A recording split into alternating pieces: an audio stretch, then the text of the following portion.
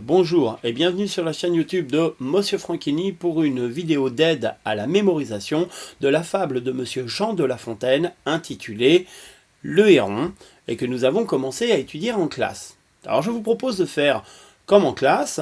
Je vais donc lire la poésie en essayant de respecter du mieux que je le peux la ponctuation et en donnant du ton pour rendre la fable la plus vivante possible. Je vous rappelle qu'il n'existe pas une seule manière de mettre du ton et que chacun d'entre vous peut apporter sa propre sensibilité dans les intonations qu'il apporte au moment de la récitation. Voilà. Alors, j'afficherai la poésie pour que vous puissiez suivre la récitation, mais je suppose que la mémorisation sera plus efficace si vous utilisez votre propre cahier de poésie.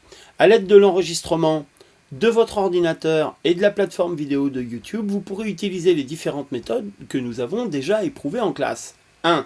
Réciter en même temps que moi, en variant le ton, la hauteur de la voix et aussi les postures. 2. Me laisser réciter par tranche, mettre la lecture en pause,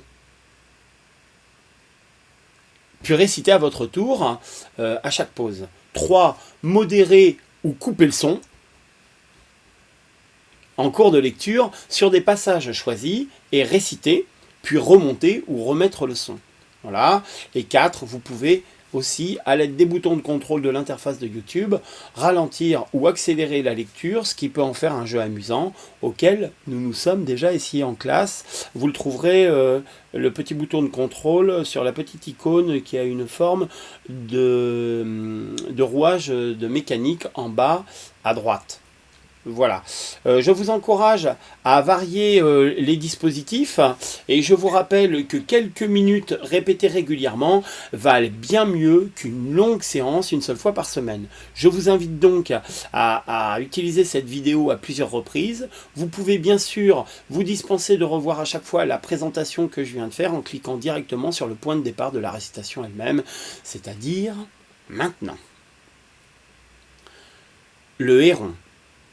Un jour, sur ses longs pieds, allait je ne sais où, le héron au long bec emmanché d'un long cou.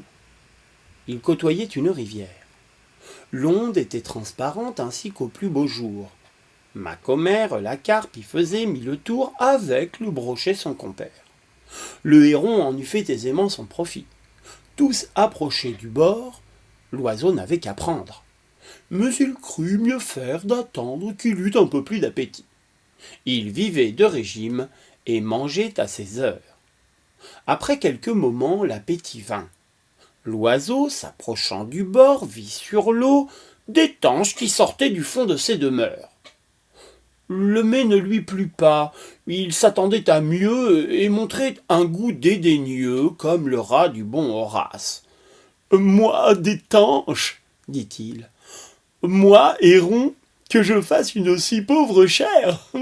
Et pour qui me prend-on » La tanche rebutée, il trouva du goujon. « Du goujon, c'est bien là le dîner d'un héron.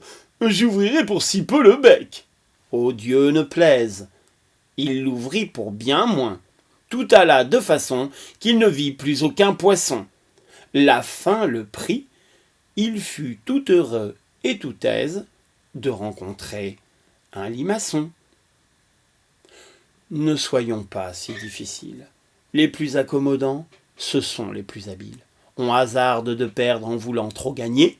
Gardez-vous de rien dédaigner, surtout quand vous avez à peu près votre compte.